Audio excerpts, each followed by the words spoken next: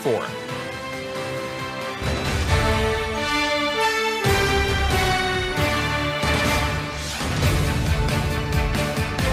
Hello, I'm Jake Tapper in Washington, where the State of our Union is, quote, like really smart. President Trump is declaring himself a, quote, very stable genius this weekend after the release of an explosive new book claiming that those around the president question his fitness for the job, seeing him as erratic and childlike. Speaking to reporters at Camp David, where he was meeting with Republican congressional leaders this weekend, President Trump lashed out at critics and offered a full-scale defense of his own credentials. I went to the best colleges, or college.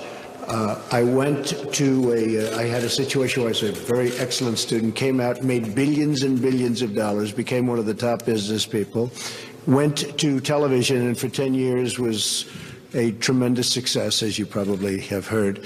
Ran for president one time and won. The tell-all has also ignited a very public battle between the president and his former chief strategist, Steve Bannon, after Bannon was quoted in the book criticizing the president and his family in rather scathing terms. President Trump responded by saying when Bannon was fired, he not only lost his job, but lost his mind. Joining us now is the White House Senior Policy Advisor, Stephen Miller. Stephen, thanks so much for joining us, and Happy New Year. Thanks. Good to see you. Good to be here. So President Trump and the White House have been calling the Russia investigation a witch hunt and a nothing burger. But obviously in this new Michael Wolff book, Fire and Fury, Bannon offered a different take on the Trump Tower meeting between Donald Trump Jr., Jared Kushner, Paul Manafort, and these other officials, including a Russian lawyer. He called it treasonous and unpatriotic, and he said that, quote, the chance that Don Jr. did not walk these Jamos up to his father's office on the 26th floor is zero. Did President Trump meet with any of the so-called Jamos who were in that Trump Tower meeting? Steve Bannon's eloquence in that description notwithstanding, it's tragic and unfortunate that Steve would make these grotesque comments so out of touch with reality and obviously so vindictive. And the whole White House staff is deeply disappointed in his comments, which were grotesque. And with respect to the Trump Tower meeting that he's talking about, he wasn't even there when any of this went down. So he's not really a remotely credible source on any of it. It reads like an angry, vindictive person spouting off to a highly discreditable author. The book is best understood as a work of very poorly written fiction.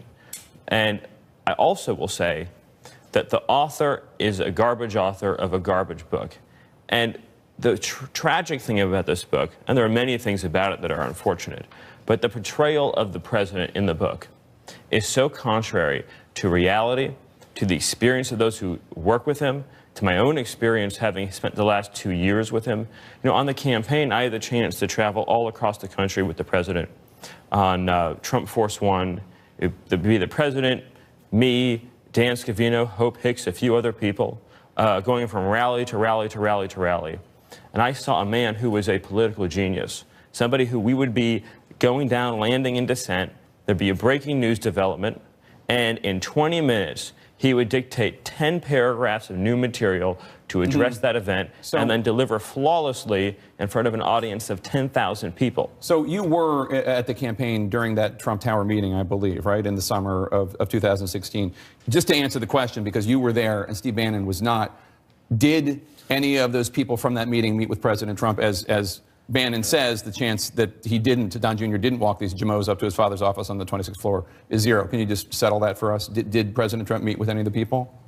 I have no knowledge of anything to do with that meeting. Okay. But what I can tell you unequivocally is that the allegations and insinuations in this book, which are a pure work of fiction, are nothing but a pile of trash through and through. Well, just to finish, Jake, because you know your network's been going 24/7 with all this salacious coverage, and I know that it brings a lot of you guys a lot of joy to trying to stick the knife in. But the reality is that page after page after page of the book is pure false. I see sections of the book where events I participated in are described, and I have firsthand knowledge that as they're described, they're completely and totally fraudulent. Nobody at CNN is sticking knives in anybody. Right, but there are a lot of people in the White House quoted in the book. I don't know why. The quote that you're referring to is a quote from Steve Bannon. Right, who was the president's senior strategist. And I think that the president's statement on Steve settles once and for all the view about all of that. But let's all right, let's talk about that, because I want to talk about that. Let's dig in, though, to your comment about, well, he was also the president's chief strategist.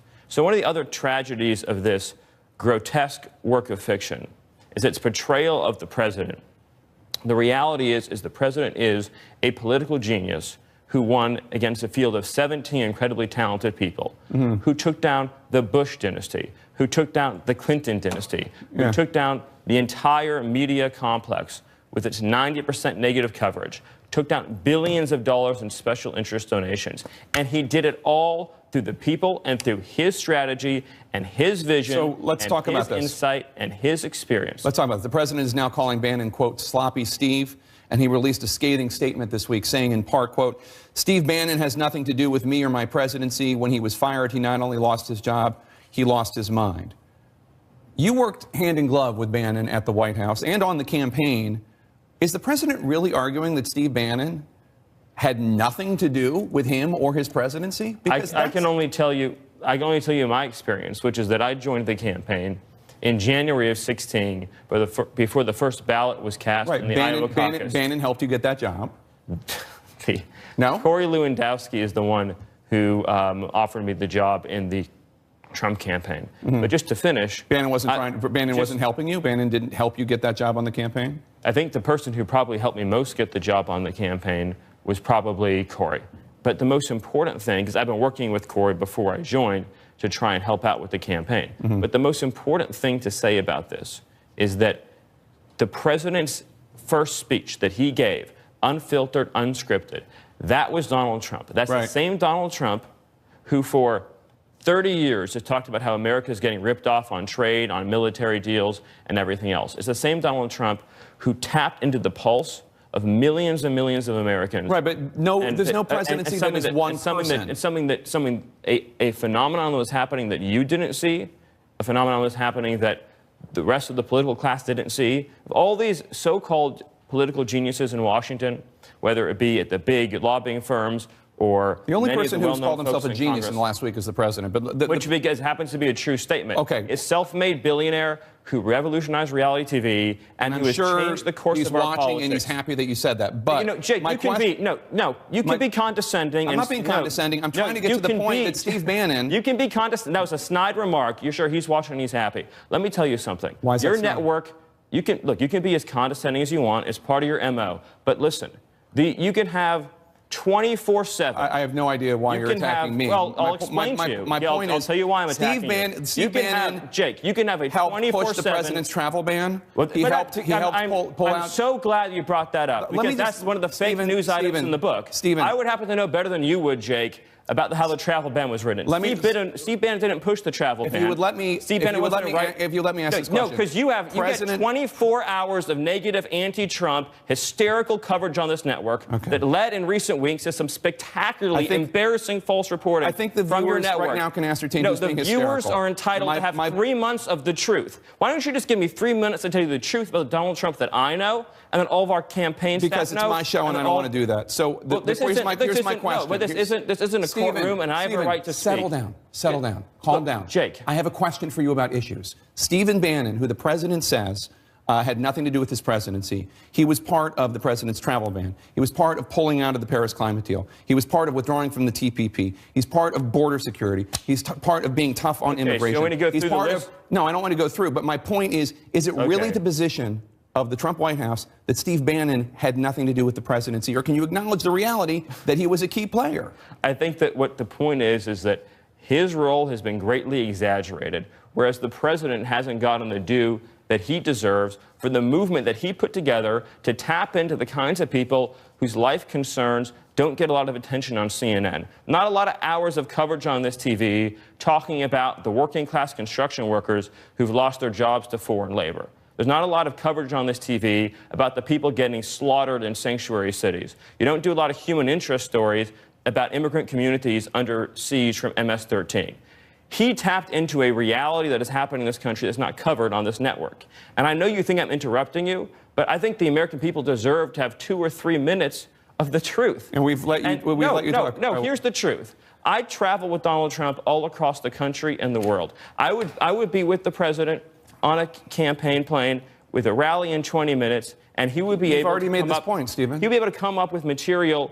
Yeah, you've already said that. We let you say that at the top. According to the New York Times, Special Counsel Robert Mueller has in his possession an early draft of a letter that you helped write in May 2017 detailing reasons to fire FBI Director James Comey. According to the newspaper, the first line of the letter mentions the Russia investigation. Did you write a letter outlining reasons to fire Comey and list the Russia investigation? Is that true? Here's the problem with what you're saying. The final draft of the letter, the one that was I'm not talking about that one. I'm talking about the one that Comey has that mentions Russia. If you want to have an answer to your question and not to get hysterical, then I'll answer it. The final draft of the letter has the same line about the fact that there is a Trump-Russia investigation that this has nothing to do with. So it was just moved from the top to the bottom? No. No, look at the letter. It's the beginning. The investigation is referenced in the beginning of the final letter that was released to point out about the fact that notwithstanding having been informed that there's no investigation, that the move that is happening is completely unrelated to that. So it was a disclaimer. It appeared in the final version of the letter that was made public. I want to ask you, because you obviously are very offended by the notion that this book, Fire and Fury, paints a picture of President Trump. Trump is not mentally up to the job. On Saturday, President Trump put out a series of tweets trying to defend himself on this issue of fitness. And he said, quote, "Actually, throughout my life, my two greatest assets have been mental stability and being, like, really smart. Crooked Hillary Clinton also played these cards very hard and, as everyone knows, went down in flames. I went from very successful businessman to top TV star to president of the United States on my first try. I think that would qualify as not smart, but genius, and a very stable genius at that." Do you think tweets like that help or hurt the cause that the president is stable and up for the job? Not only do I think they help it, but I think in the toxic environment that you've created here in CNN and cable news, which is a real crisis of legitimacy for your network, and we saw it, of course, with the extremely fake news you reported about the Don Jr. and WikiLeaks story. There was a huge embarrassment for your network. Stephen. Just like the huge embarrassment you had when you got the Comey testimony wrong. Stephen, I'm trying to get to the issue of the president's fitness, which a lot of people are questioning. Well, I'm getting to the issue of your fitness, but the president's tweets absolutely reaffirmed the plain-spoken truth. A self-made billionaire revolutionized reality TV and tapped into something magical that's happening in the hearts of this country. The people that you don't... The president has approval rating in the 30s. I don't know what magical you're talking about. The people that you don't connect with and understand, the people whose manufacturing jobs have left, who've been besieged by high-crime communities, and who've been affected by a policy of uncontrolled immigration, those voices, those experiences don't get covered on this network. That's why, to prove the point, I was booked to talk about the very issues I'm just describing, and you're not even asking about them because they're not interesting facts to you. That's not true. I have plenty of questions on immigration. You've attempted to filibuster by talking about your flights with the president. I want to ask you a question because don't be condescending, Jake. Stephen, the president and the White House. The reason why I want to talk about the president and the White House. The reason why I want to talk about the president's experiences, what I've seen with him traveling to meet dozens of foreign leaders, with his incredible work. Okay, you're not answering the questions. No, I understand. You have 24 hours a day of anti-Trump material, and you're not going to give 3 minutes for the American people to hear the real experience of Donald Trump. There's one viewer that you care about right now, and you're being obsequious. You're being a factotum in order to please him, okay? No. And I think I've wasted enough of my viewers' time. Thank you, Stephen. As Republicans, lawmakers call for Attorney General Jeff Sessions to resign, in a major reversal, Democrats are now coming to his defense. What changed? We'll ask the top Democrat on the House Intelligence Committee next.